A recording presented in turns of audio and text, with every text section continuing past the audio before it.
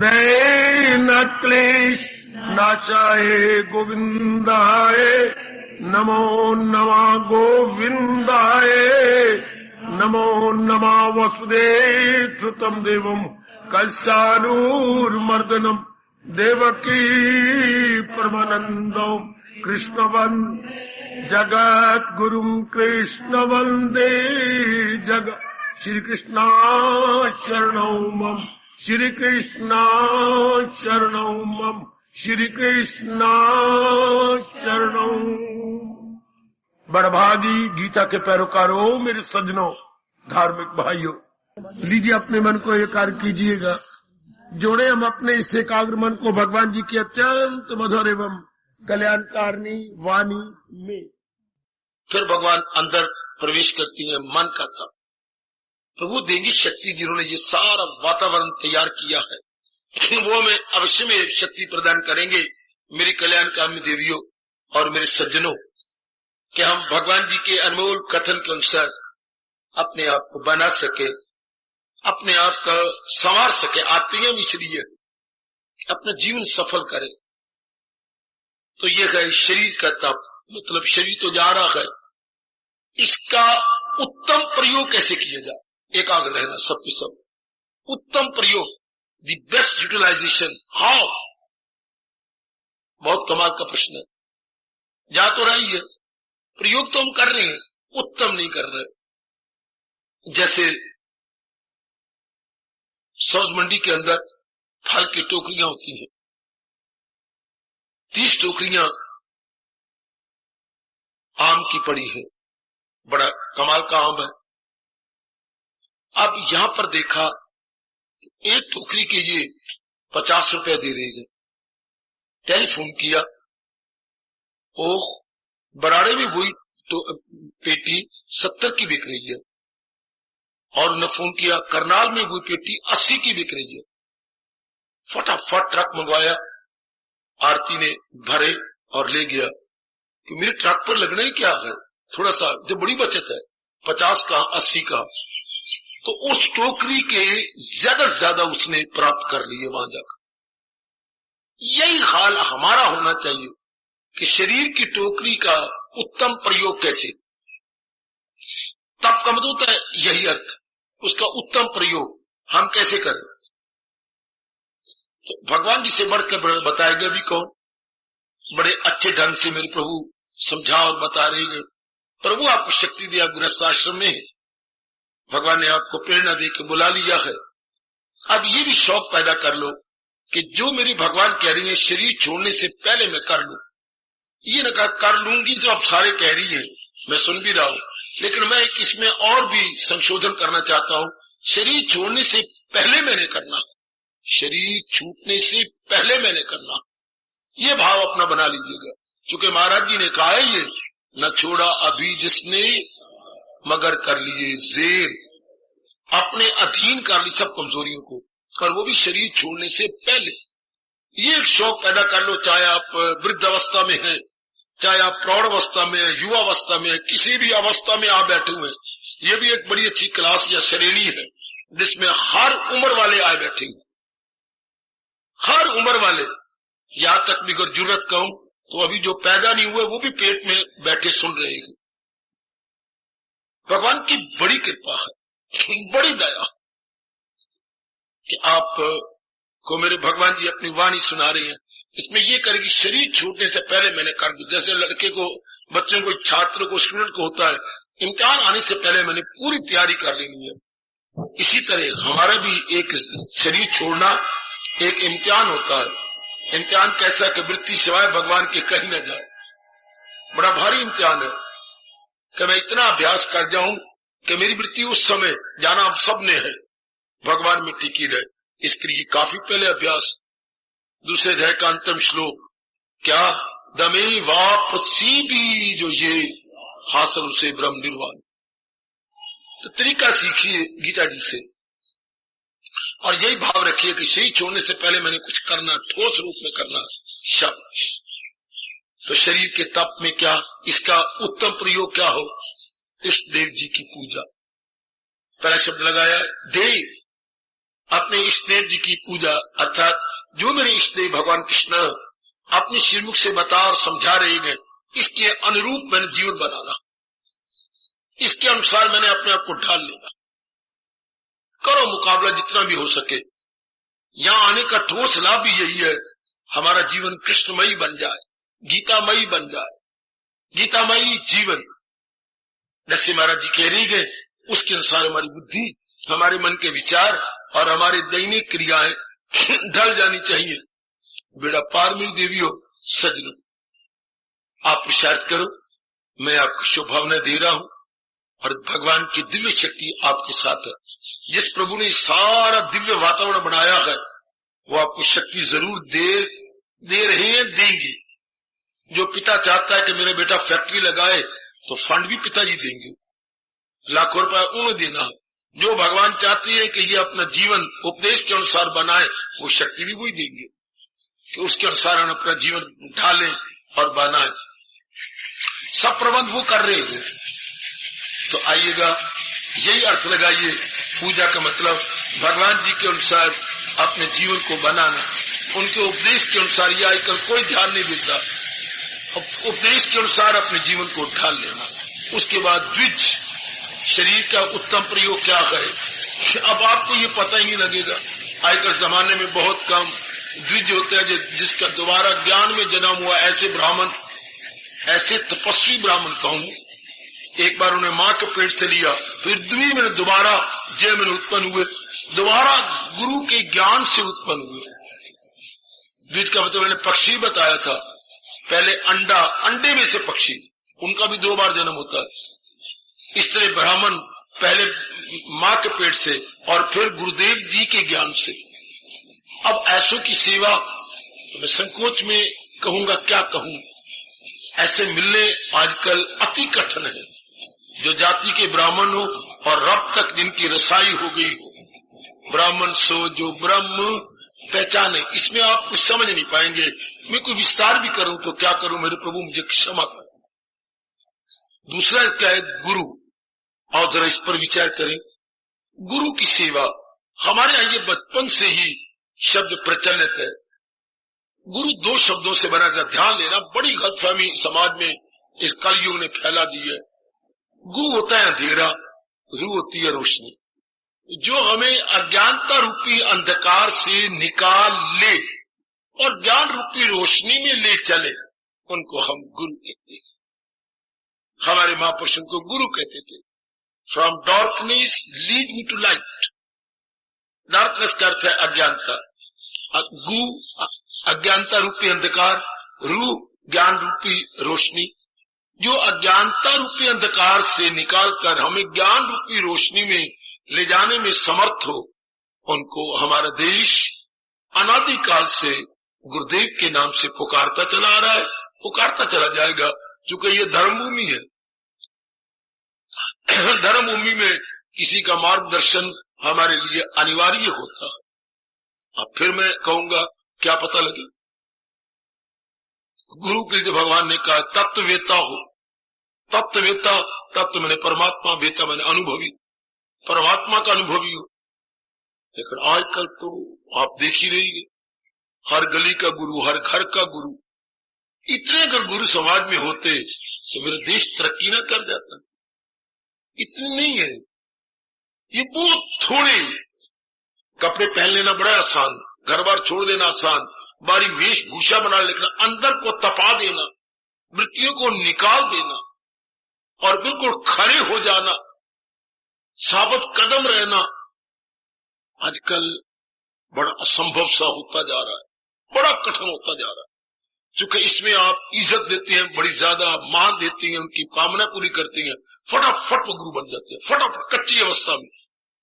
और आपको पता ही कोई नहीं, हमारे जैसा कुछ पुरुषार्थ करे तो पता लग जाता है क्या आंतरिक अवस्था है, लेकिन कैसे पता लगे।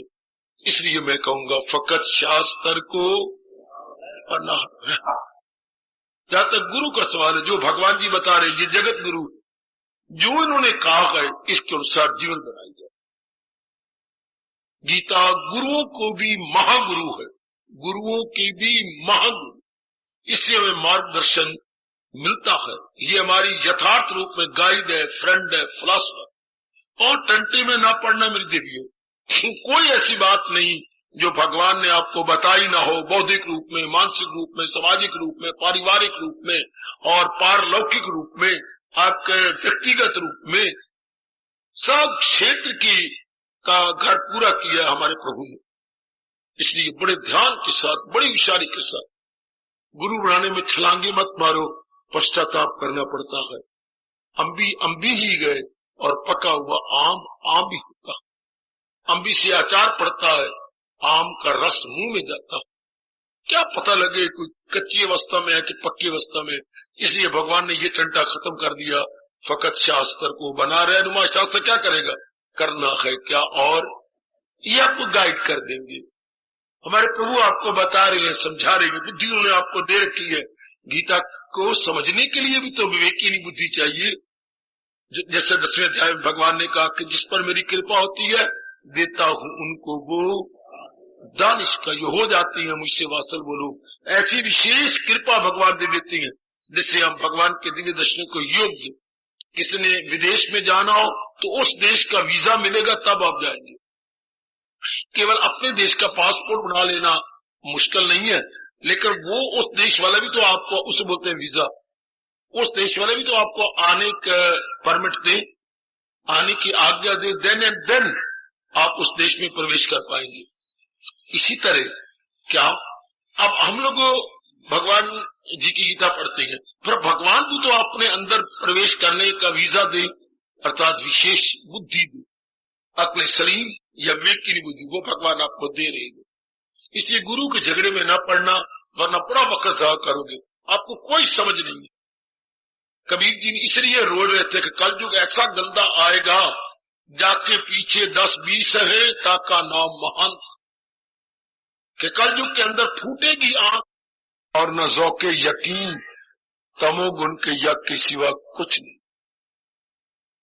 पंडितों को भी आप मना लेती हैं, वो भी आपका कहना मान के उल्टे पुल्टे कर्म करने लग जाते हैं। ना उसमें मंत्र पढ़ा जाते हैं, ना उसमें चोटी के ब्राह्मण बुलाए जाते हैं, ना तरीके से यज्ञ किया जाता है, ना दक्षिणा दी जाती है, और ना ही कोई अन्न इत्यादि उनको दिया जाता है। बस बांध लिया जाता है कि इतना हमसे ले ले, बस जैसे दुकानदारी हो या जैसे हम ठेका लेती हैं गवर्नमेंट से। इस तरह जो यज्ञ होता है वो तमोगुनी होता है। देने वाले का, करने वाले का ज्यादा नुकसान, लेने वाले का भी बहुत नुकसान। अब आइए प्रसंग पर। यहां मैं आपको लाना चाहता था 3 प्रकार का तप। ये हमें गीता सिखाती है और कहीं भी आपको पढ़ने का अवसर नहीं मिलेगा। शरीर का तप जो हर क्षण जा रहा है, शरीर का तप, ध्यान से सुनना। हम तीनों ने, हम सब ने, श्रोता वक्ता ने इन तीनों तपों में कामयाब होना है। पहले है शरीर का तप, फिर वाणी का तप, फिर आंतरिक रूप में मन का तप। लीजिए शरीर के तप को मैं भगवान के चरणों का ध्यान धरता और आपको दिलाता हुआ प्रारंभ कर रहा हूं।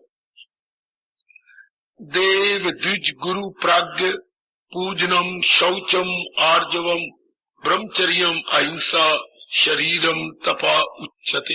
हरिओम तात, हरिओम तात, हरिओम तात।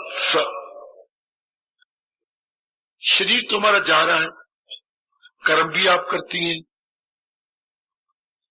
गहरी नींद में जाने तक आप खूब कर्म कर रहे हैं। जरा देखना, अगर शरीर का प्रयोग यूं किया जाए तो, जैसे आपने बाजार से गुजरना होता है, आपने एक विशेष रास्ता बना लिया है, कहां से, जहां मालिनी बैठी होती हैं फूल बेच के, हार बेच रही हैं, फूल बेच रही हैं, कितनी सुगंधी आती है। आपने गुजरना तो था लेकिन रास्ता बदल लिया। सुनना मेरा दृष्टांत, आपने सत्संग भवन में आना था, आपने मार्ग बदल के उस मार्ग में आ गई जहां फूल मालाएं बिक रही हैं, कितनी सुगंधी। इसी प्रकार शरीर तो लगना ही था, पर शरीर का प्रयोग आपने इस तरह कर लिया जैसे भगवान जी कह रही है, भगवान इसको तप मान लेते हैं, शरीर सफल हो जाता है। जैसे हमारे वहां 10 मिनट गुजरना सफल हो गया, कितनी सुगंधी आई, वातावरण कितना दिल पसंद और खुश दिल था, बहुत ही खुशगवार, वेरी वेरी प्लेजेंट। सिर्फ आपने दूसरा रास्ता बदल दिया, नया रास्ता। शरीर तो गुजर रहा है, जा रहा है, एक एक क्षण इसका खत्म होता जा रहा है। इसका प्रयोग, इसकी यूटिलाइजेशन अगर इस प्रकार कर ली जाए तो बहुत ही अच्छा। भगवान ऐसा ही करवाए। क्या? इष्ट देव की पूजा। पहले शब्द लगाया देव, शरीर से इष्ट देव की पूजा हो। इष्ट शब्द बनाए इच्छा से। देख रहे बच्चे, जो हमें बाकियों की अपेक्षा बहुत ही प्यारा लगे उसे बोलते हैं इष्ट, डियरेस्ट। अंग्रेजी में कहेंगे डियरेस्ट, आप इसे अपनी और भाषा बोलिए अतीव प्रिय। इच्छा से बना जाएगा जो बहुत ही प्यारा लगे। देवताओं में से बहुत प्यारा, किसी को शंकर बहुत प्यार लगती है, वो उनके इष्ट देव हो गए। किसी को विष्णु जी, किसी को ब्रह्मा, हमें नारायण भगवान कृष्ण के रूप में, तो वही हमारे इष्ट कहलाएंगे। अब उनकी पूजा, पूजा का अर्थ भी अनेक नहीं जानते, वो ठीक है, एक विशेष प्रकार का पावन विग्रह है और उनके पूजा करना, धोना, ये सेवा करना बहुत सुंदर। लेकिन यथार्थ रूप में भगवान जी कहती हैं, आपने सारी गीता जी में देखा, ऐसा नहीं लिखा कि मेरी मूर्ति बनाओ, मूर्ति बना के धोवो, चरणामत लो, ये सारी गीता में कहीं नहीं। भगवान ने सारी गीता में यही कहा है कि मेरी पूजा है, मेरे उपदेश के अनुसार अपना जीवन बनाना। ध्यान देना, आजकल ये ब्राह्मणों की रोटियां बनी हुई हैं, ग्रस्त आश्रम के चल रहे हैं, क्या करेंगे? यथार्थ रूप में भगवान की पूजा, भगवान के उपदेश को जीवन में उतारना होता है। आप सही रूप में जान लो इसको। किसी की पूजा का मतलब ये नहीं कि शारीरिक पूजा, एड़ी से चोटी तक नला देना, धुला देना, धूप बत्ती कर देना, आरती उतार लेना, और जो वो अपनी श्रीमुख से कह रही है वो नहीं अपनाना। कितना अनादर है इस तरह अपने इष्ट देव का। क्या यही प्यार होता है? यही प्यार होगा क्या? श्रीमान को बड़ी अच्छी चीजें देना, कपड़े सुंदर सिला के देने, उसके पैर दबाने, लेकिन जो वो अपने मुंह से कहे उसके कहने नहीं मानना। क्या श्रीमान जी खुश हो जाएंगे आप पर? कदापि नहीं। इसी तरह हम कितना कुछ भगवान के लिए मंदिरों में, तीर्थों में करते हैं, लेकिन क्यों नहीं ध्यान जा रहा कि जो श्रीमुख से कहती है वो मैं अपराध हो रहा नहीं, जो इन्होंने श्रीमुख से कहा है वो है सही रूप में पूजा। ध्यान से सुन लो, शरीर कब सफल होता है? जब इष्ट देव की पूजा की जाए। पूजा में कौन लगता है? तन तो पहले लगेगा ही, तन के साथ मन लग जाए। सुनते जाओ, जैसे मेरे आचार्यों ने मुझे बताया, मेरा कल्याण किया और मैंने अपनाने की पूरी कोशिश की, कर भी रहा हूं। तन तो लगेगा, तन के साथ मन लग जाए। मन में विचार इष्ट देव का है और तन के साथ मन, और मन के ऊपर बुद्धि लग जाए। निर्णय भी बुद्धि में अपने इष्ट देव का हो कि मैंने अवशेष जीवन में भक्ति ही कमानी है, इन्हीं का विचार करना है और तन द्वारा इन्हीं के लिए सब कुछ करना है। इसे गीता जी के अनुसार इष्ट देव की पूजा कहते हैं। यह पूजा की बड़ी बड़ी परिभाषाएं होती हैं, लेकिन भगवान ने तो गजब ही ढा दिया, पूजा का अर्थ ही निराला निकाल दिया। फकत मेरी खातिर तू, ये देखो, ये नाम अध्याय का फरमान आखिर में, हवन दान दे सब मेरे नाम पर, तेरा खाना पीना वो मेरे लिए, तेरा तप से जीना, ये पूजा। इष्ट देव की पूजा या इष्ट देव का यथार्थ क्या, यथार्थ उनकी रिस्पेक्ट, यथार्थ रूप में उनका आदर मान। आजकल कल युग ने मत मार दी, व्रत भी रखती हैं, हम उनके लिए भूखे भी मरती हैं। अभी अगले महीने की 21 तारीख को भगवान जी का पावन अवतारी दिवस आ रहा है, अगस्त की 21 को। अब व्रत भी रखोगी और भी जो कुछ बनेगा आप करेंगे, लेकिन मैं आपको बार बार कहूंगा, मेरा एक भी श्वास बाकी होगा तो मैं यही कहूंगा, भगवान जी की कथन के अनुसार चलना ही अपनी बिगड़ी बना लेना। अभी मैं ठीक हूं शारीरिक रूप में और आपको कह रहा हूं, महाराज जी के अनुसार अपना जीवन बनाओ। बुद्धि में भक्ति का पक्का इरादा, मन में भगवान के विचार, जो भी कर्म हो भगवान को सामने रखकर केवल आपके लिए मेरे प्रभु। यह है गीता के उपदेश के अनुसार भगवान की पूजा, भगवान की उपासना, भगवान की भक्ति, भगवान की रियाजत। इसको वो शारीरिक तप कह रहे थे, बड़ा अच्छा तप। पहले तप शरीर का लाभ क्या कहा, इष्ट देव के अनुसार अपने शरीर को कर्मों में लगाना। लेकिन कर्म तो तब होंगे जब विचार इष्ट देव के आए, क्योंकि विचारों के बाद कर्म होते हैं। जैसे विचार ऐसा बोलिए, यथा विचार तथा कर्म, जैसे जिसके विचार होंगे वैसे कर्म होंगे। फिर आगे बढ़ो, विचार भी उसी प्रकार के आएंगे जैसे बुद्धि में आपने निर्णय किया। ये तीनों ही आपस में अन्योन्य आश्रित है। जैसे हम 3 धागे लिए, बेटे 3 धागे, 3 प्लाई अंग्रेजी बोलते हैं, 3 धागों को लेकर लपेटा दिया, ये अब एक बन जाएगा, एक मोटा धागा बन जाएगा। 3 प्लाई बेटे, आप कहते हैं 1 प्लाई ऊन है, कईयों को पता नहीं होता। अगर आप उसको चुटकी से यूं करें तो उसमें 8 धागे नजर आएंगे। ये 3 प्लाई है, तो अब खोलिए उसको, एक यूं करें 3 धागे, 3 धागों का एक धागा वट दिया हुआ। तो अगर 1 प्लाई की होगी तो ऊन वो भारी होगी, ज्यादा सर्दी आप सहन कर सकेंगे। तो इस पहाड़ों वालों की 10-10 प्लाई, 12-12 प्लाई के बनती है स्वेटर, तो मोटा ताकि सर्दी सह सके। इसी तरह मेरे सजनों, हमारे ये 3 प्लाई का तप है। बुद्धि में जैसा इरादा लपेटा दो मन को, मन में वैसे विचार लपेटा दो तन को, वैसी क्रम। ये 3 प्लाई पूजा हो गई।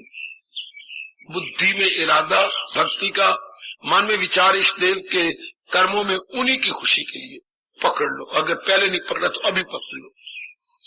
इसको भगवान पूजा कह रहे। इष्ट देव जी की पूजा अर्थात भले ही आप पावन मूर्ति घर में रखें या ना रखें, उसके एड़ी से चोटी तक नहलाएं या ना धुलाएं, पर सबसे पहले जरूरी है भगवान के उपदेश को मानना, भगवान के उपदेश को मेरे जैसों से समझना, शंकाओं का समाधान करना, अपनाना। मौज बहार बड़े मेरे प्रभु खुश होती है।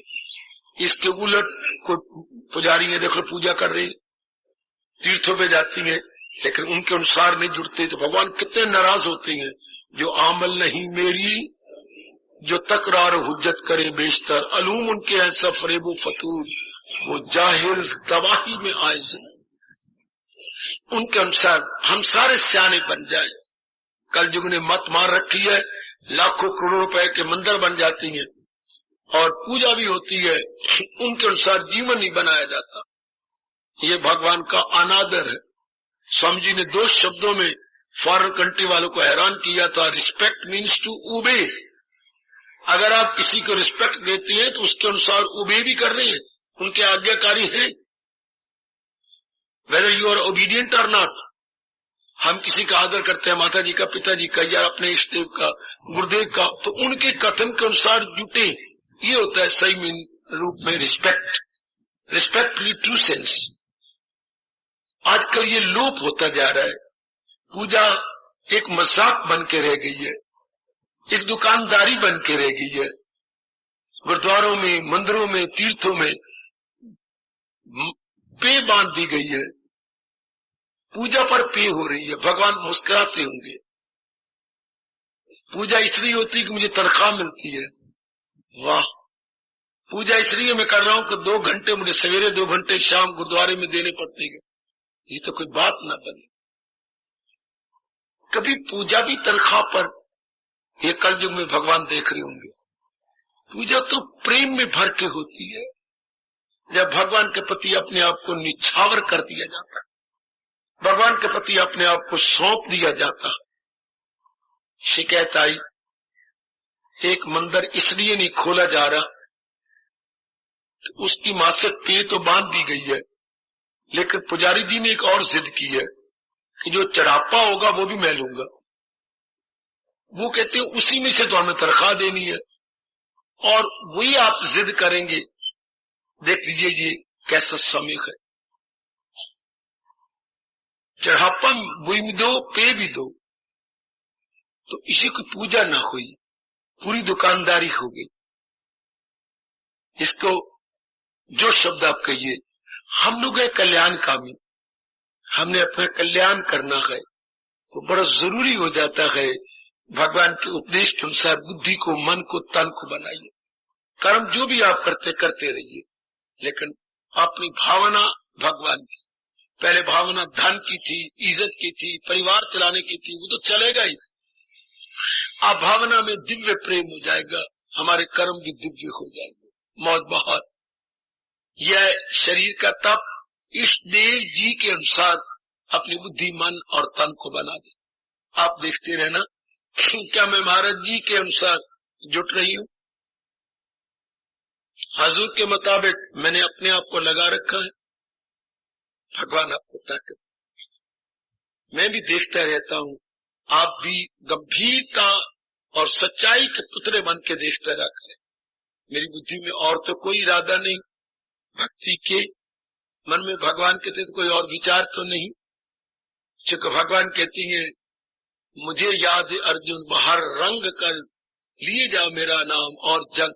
उसके अर्जुन के सामने जंग थी, हमारे सामने कर्तव्य कर्म है। जंग कर्तव्य जो हमारा फील्ड है, कर्म क्षेत्र, कर्म भूमि, उसकी कर्म भूमि थी रणभूमि। हमारी जो कर्म भूमि जहां भगवान जी ने हमें रखा है, हमारे लिए वो है। तो अपने आप को देखते रहना कि मैं महाराज जी के अनुसार जुटी रहूं। कोई शिकवा न किया करो, मैं नारी चोले में हूं तो क्या हो गया। मन तो ना नारी है ना नर है, मन तो विचारों का पुतला है। अब विचारों में मेरे भगवान आए, वो बुद्धि में अगर भगवान जी का इरादा हो जाए, ये हो गया तन का तप का पहला अंग। मुझे आशा है आप समझ गए होंगे। शरीर का तप जिसने सड़ के आखिर में राख हो जाना, राख होने से पहले हम ये कर ले कि शरीर द्वारा बुद्धि में, मन में, तन में भगवान जी की भक्ति रख ले, और जो भी कर्म हुआ करे भगवान के प्यार में भर के हुआ करे। अब घर में जो भी कर्म करती है भगवान के प्यार में भर कर, उधर मुख में उनका नाम चले, बुद्धि में इरादा है कि जितने श्वास अवशेष है मैंने भगवान की भक्ति ही करनी है। ये उपासना शब्द कितना अच्छा है। भक्ति के लिए एक शब्द आता है उपासना, ये 3 शब्दों से बना, उप जमा आस जमा उपासन। उप आस, उप आस, उप जमा आ जमा आसना। उप होते नजदीक, आ होता है चारों ओर से, और अब आसना होता है बैठना। अच्छा, अपनी बुद्धि मन को चारों ओर से हटाकर एक जगह बिठाने का नाम उपासना। शाबाश। पहले मेरा मन बिखरा हुआ था देवियों सज्जनों, अब भक्ति उपासना का मतलब है डिवोशन।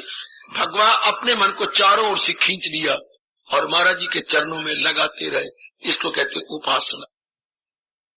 इसी को भक्ति कहेंगे। क्या? जिसके मन में विभाग नहीं होते, नाना प्रकार के टुकड़े नहीं होते। पहले हमने क्या किया, भगवान के प्यारे नहीं थे, कुछ मन माँ के साथ, पिताजी के साथ, बहनों के कितना मन बटा हुआ था। अब जब भक्ति होती है तो मन को अब बटने नहीं देते। भक्त जिसका मन विभक्त नहीं, वो भक्त। बड़ा अच्छा, महापुरुषों का भला हो, बड़ा अच्छा कहा। जिसका मन विभक्त नहीं, विभक्त में टुकड़े होते हैं बच्चे। ये मेरे पास कागज है, इसे आपका ये विभाग कीजिए, तो मैं बीच में ये यूं फाड़ू तो हो गया भाग। अब उसके फिर टुकड़े करूं तो हो गया विभाग। समझाने की मैं कोशिश करता हूं, आप करो। हिंदी भाषा में कहेंगे डिवाइड, फिर डिवाइड हुए को फिर टुकड़े करूं तो सब डिवाइडेड, डिवीजन सब डिवीजन। तो पहले हमने अपने मन के डिवीजन सब डिवीजन कर रखा था। अब जब भक्ति करनी होती है तो कोई डिवीजन नहीं, भक्त वो जिसका मन कहीं भी बटा हुआ नहीं। समझो बच्चे, जिसने अपने मन को कहीं टुकड़े नहीं किए कि नाउ अब क्या मन गया कंसोलिडेटेड, हाय कंसोलिडेटेड।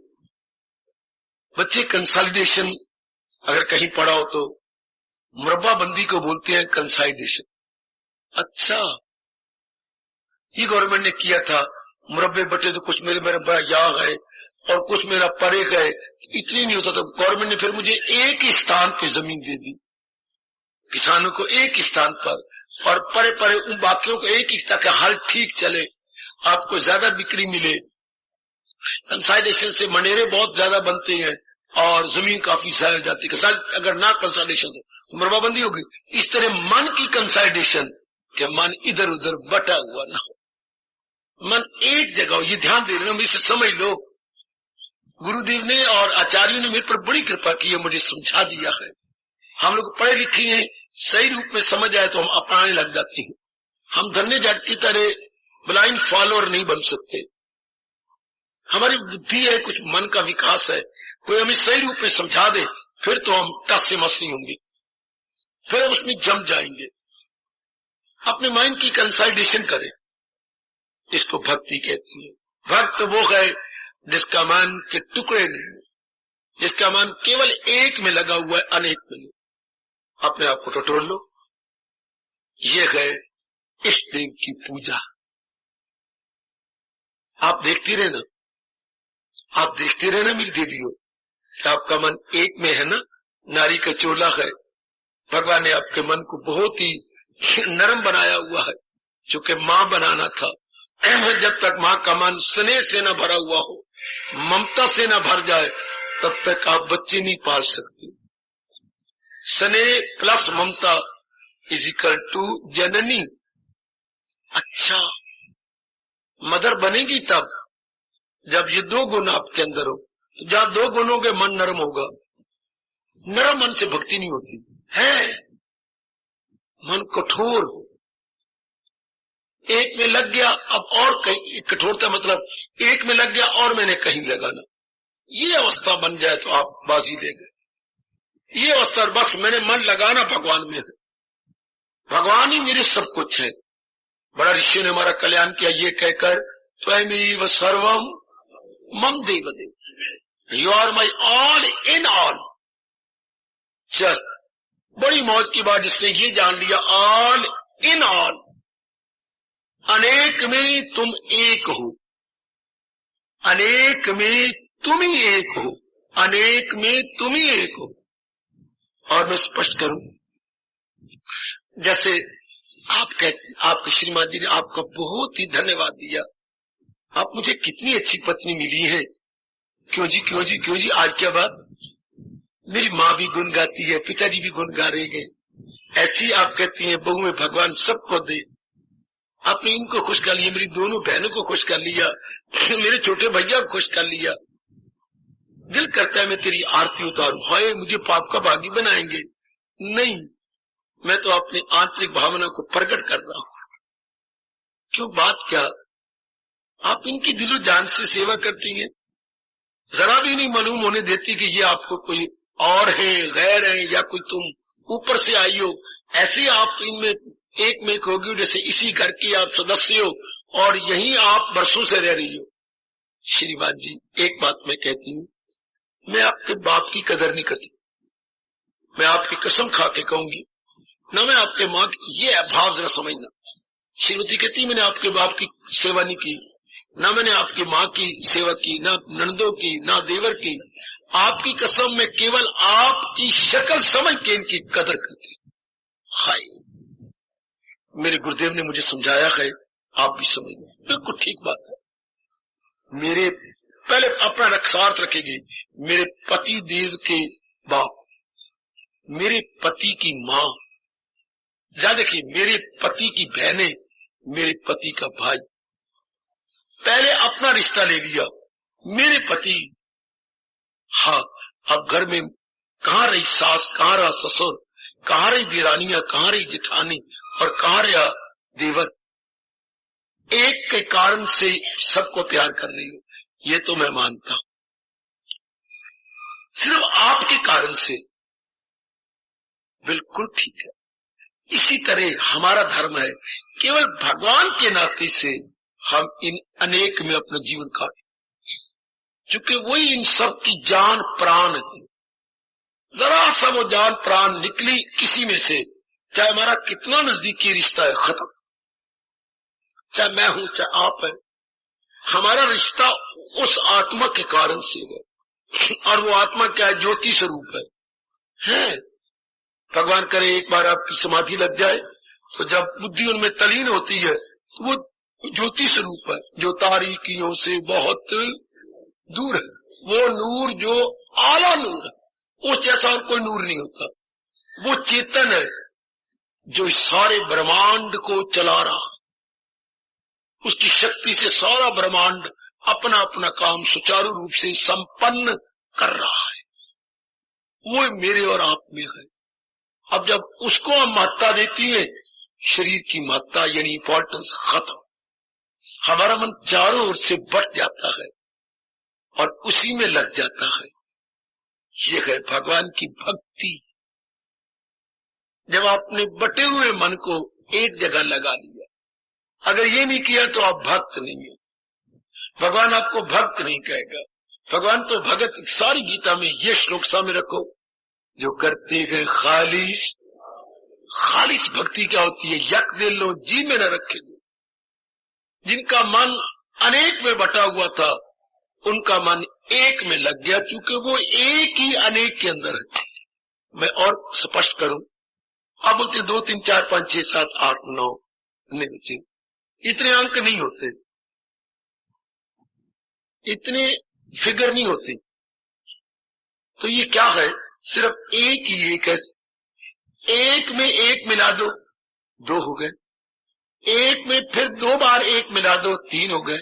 एक ही मल्टीप्लाई कर रहा है, एक ही बढ़ता जा। मान लो बिल्कुल एक में 3 बार हमने एक डाला, 4 बन गया।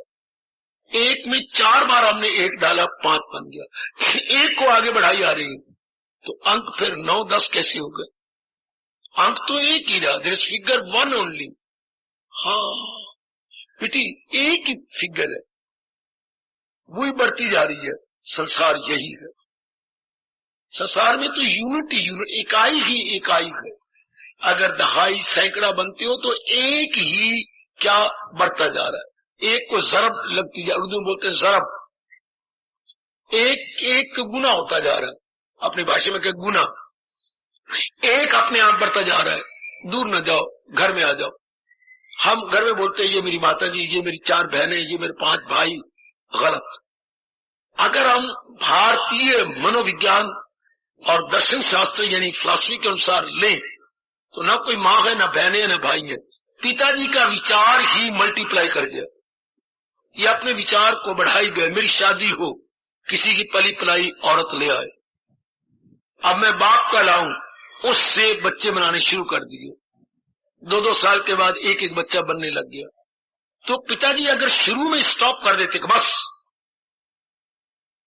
2 बच्चे हो गए, स्टॉप, नहीं स्टॉप किया, बड़ी देर के बाद 9 बच्चे घर में हो गए। और अगर पिताजी शुरू में ही पूर्व के संस्कार योग भ्रष्ट होते और भक्ति में लग जाते, शादी होती ना, औरत आती कहां से? अगर आप में विचार ना उठे, हाँ, विचारों के आपके अपने विचार ही बढ़ते जा रहे हैं और आगे आगे आगे आपका शरीर, आपके धंधे बढ़ रहे हैं। अगर विचारों को आप कंट्रोल करके वो उस अवस्था में ले चलो, ख्याल उसके, मैं आपको बड़ा ऊंचा ले जा रहा हूं, मन मैं वैसा, सारी बात ख्यालों को आपने फैलने दिया। मेरी शादी हो, मेरे बच्चे हो, मेरी धियां हो, बढ़ते गए बढ़ते गए। अब मेरे घर में बच्चे बढ़ गए हैं, मैंने 2 मकान बनाने गए, आए नहीं, कमरे 2 बनाने हैं, फिर ऊपर बनाने हैं, बढ़ते जा रहे हो। अगर पूर्व के संस्कार तेज हो तो आप बढ़ने नहीं देते।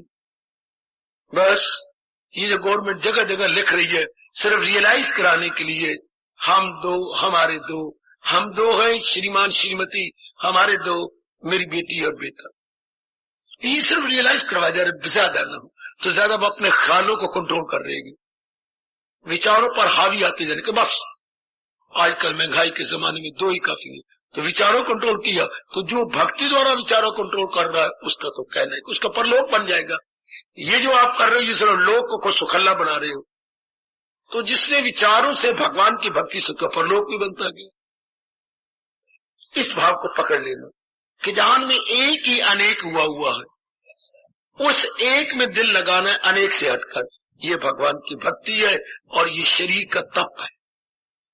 असलियत यही है कि अगर आप इतना अपने आप को समझा पाए तो कि सारे संसार में एक अनेक बना हुआ है, जो कसरत में वादत का, जो पूजे मुझे हूं जो सब में हैया, वो योगी रहे गो किसी ढंग में, मुझी से हो वासल वो हर रंग। पूजे मुझे हूं जो सब में, पूजा आ गई, इष्ट देव की पूजा अनेक में एक, और जो उन्होंने श्रीमुख से कहा है उसी में मेरा लोक परलोक बन जाए। ऐसे मेरे से भी ज्यादा ये पुख्तगी आ जाए, ये दृढ़ता आप में आ जाए कि जो मेरे प्रभु ने कहा है मेरा कल्याण उसी में, मेरी बेहतरी उसी में है। बस फिर बुद्धि भी लग गई, मन भी लग गया, जाती है उसका ये लोक भी बन गया, परलोक भी बन गया, दोनों ही बनते। कितना दाना है वो जिसकी बुद्धि में ये समा गया कि मैंने भगवान के अनुसार दी। ये है जो पूजा करे देवताओं की, ये होगी इष्ट देव की पूजा। अब इसी में सारे देवी देवता आगे कुछ समझाता ही नहीं कि नारायण की पूजा करें, इसमें सारे देवी देवता, ये शेरा वालियां तो पता नहीं कौन कौन सी वालियां सारियां आगे, क्योंकि भगवान ने इंसानों को बनाया। हमें उल्टे पुल्टे कहा जा रहा है इंद्र देवता मनाओ, देवियों की पूजा करो, 8 देवियां होती हैं, इष्ट देव जी फिर क्या रह जाती हैं, वो दरवाजे के ऊपर बैठे रह जाते हैं। हालांकि मन लगाना था एक में, क्योंकि भगवान ने नियम बना रखा है, कोई बताता ही नहीं, उनकी फिर नई गृहस्थी चलती। सच्चाई क्यों बताए, जो देवों को पूजी, फिर भगवान ये ना कहते। कई ब्राह्मणों को मैंने समझाने की कोशिश की, अगर उन्हें हाथ दिल से की हो तो जो देवों को पूजे वो देवों को पाए, परस्तार मेरे मेरे पर कहते जो देवों की पूजा वो भगवान को पाएंगे, पर भगवान तो मानते नहीं। उनको ये पता ही नहीं कि गीता में ये आता, उनको ये पता ही नहीं सनम के पुजारी सनम से मिले हमारे परस्तार, उनको पता ही नहीं जो भूतों को पूजे वो भूतों को पाए, मेरे परस्तार मेरे पास, उनको समझ ही नहीं। इसलिए मैं देवी देवता के जगराती, कामना रख के जगराती, इच्छाएं रख के जगराती, ऐसे जीव कहती है करे गो ना वो हस्ब दस्तूर का।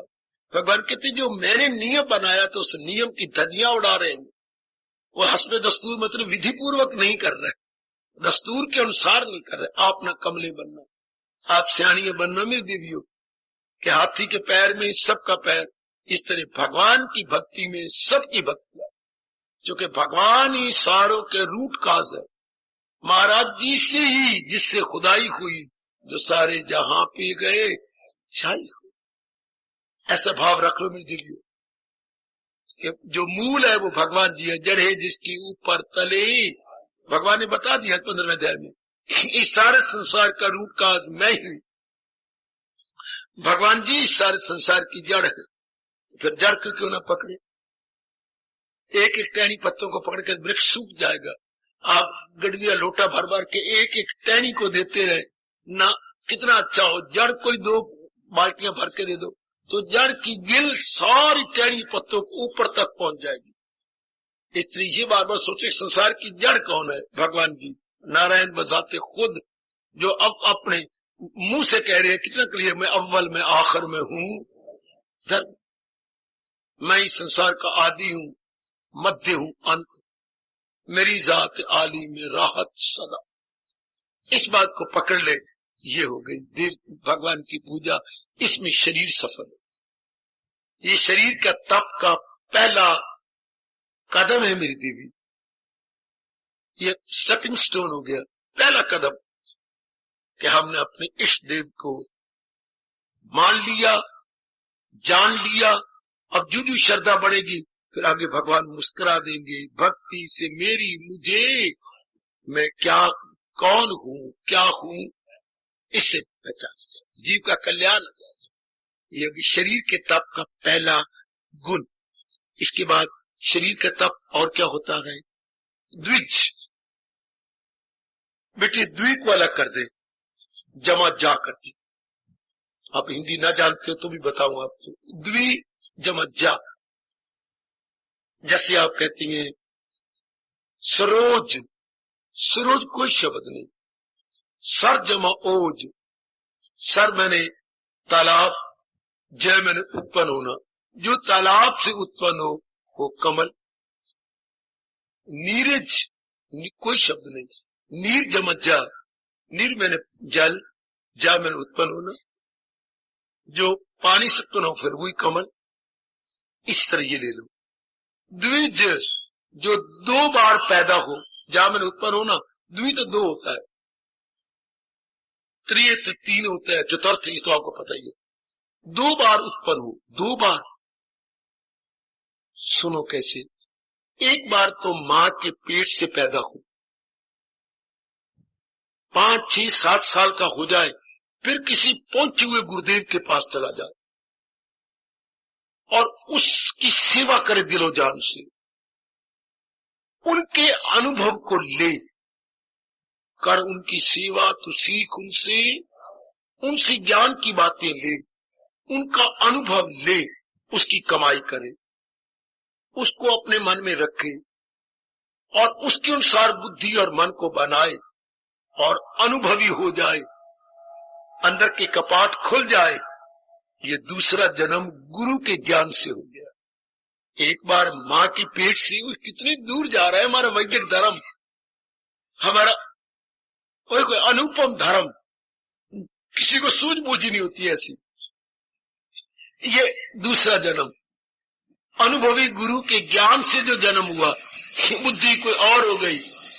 मां बाप ने तन को पैदा किया, गुरुदेव ने मन और बुद्धि को निर्मल कर दिया, उससे ज्ञान से वो दोबारा पैदा हो गया। इसलिए बोलते हैं द्विज। किनके लिए था, ब्राह्मणों के लिए।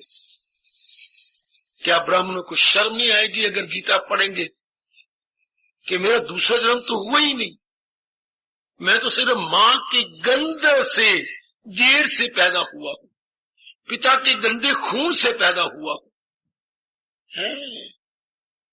बस आगे पवित्र करना था गुरुदेव के ज्ञान में जाकर, उससे बुद्धि और मन को निर्मल करना था।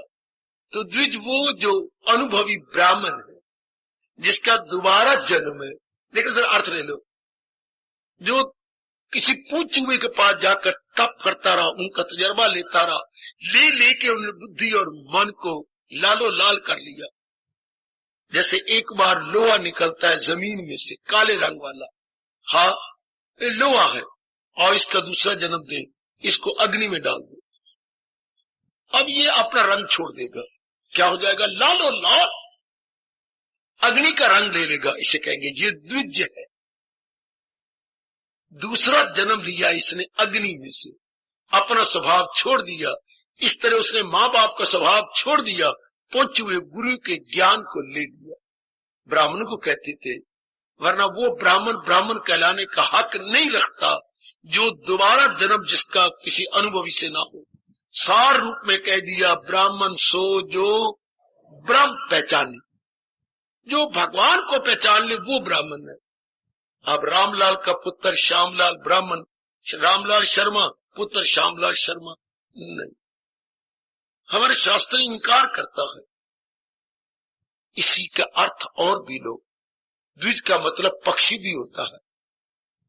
द्विजे क्षे चाराती नभ चाराती, पक्षी नभ में ब्रह्म तो उड़ते हैं। अब दूसरा अर्थ हो गया, इनका भी 2 बार जन्म होता है। इसलिए संस्कृत ने पक्षी को भी ले लिया द्विज। कैसे? एक बार मादा के पेट में से अंडा निकला, हाँ, फिर ये दोनों नर और मादा उसको ऊपर गरमाइश देते रहे।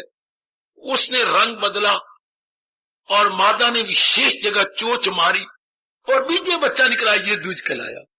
हाय हाय,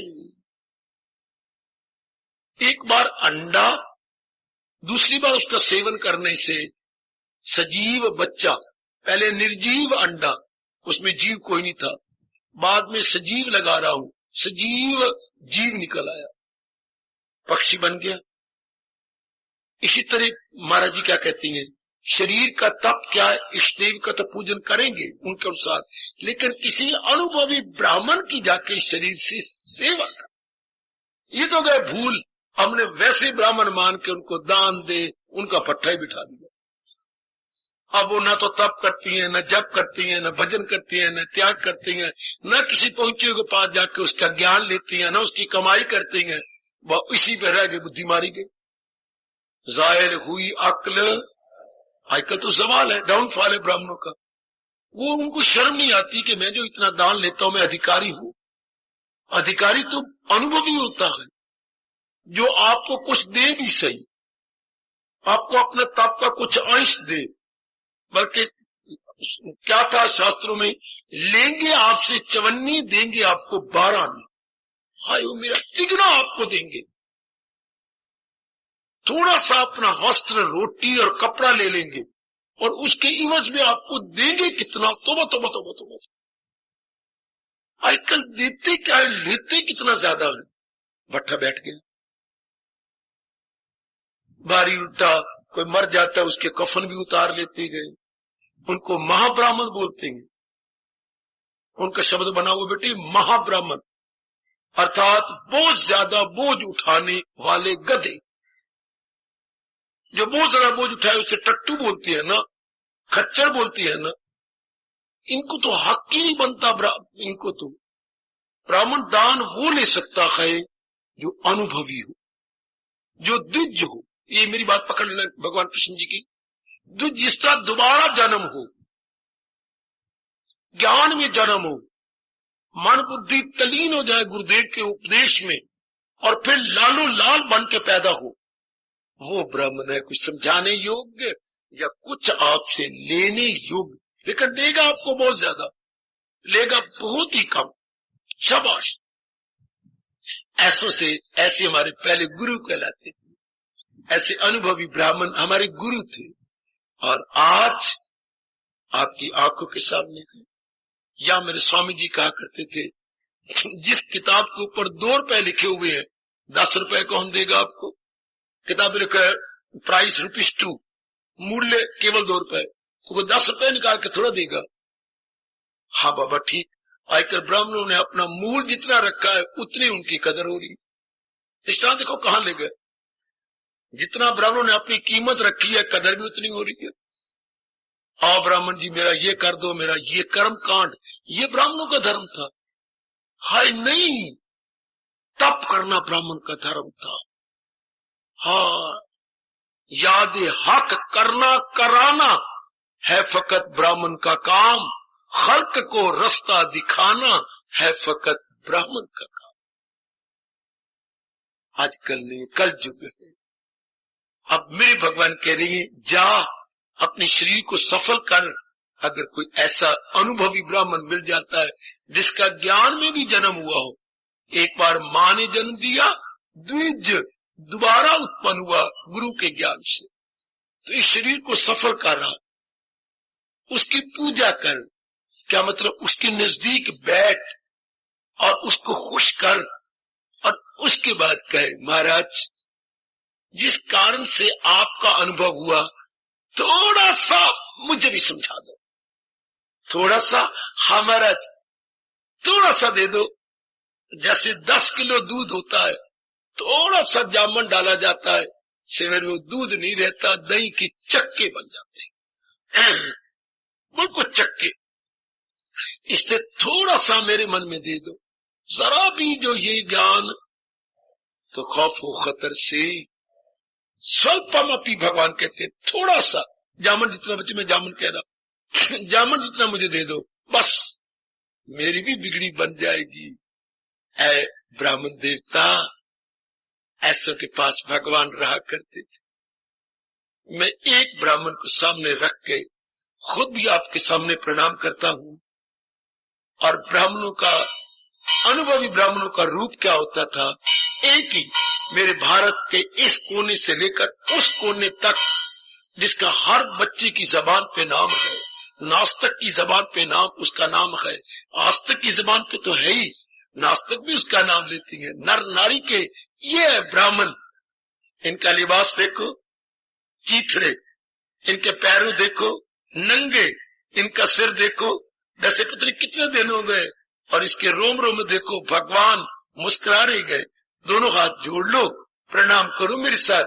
ये ब्राह्मणों के शिरोमणि, ये ब्राह्मणों में चोटी के तपस्वी, यशस्वी, जिसका नाम भगवान जी ले रहे गए।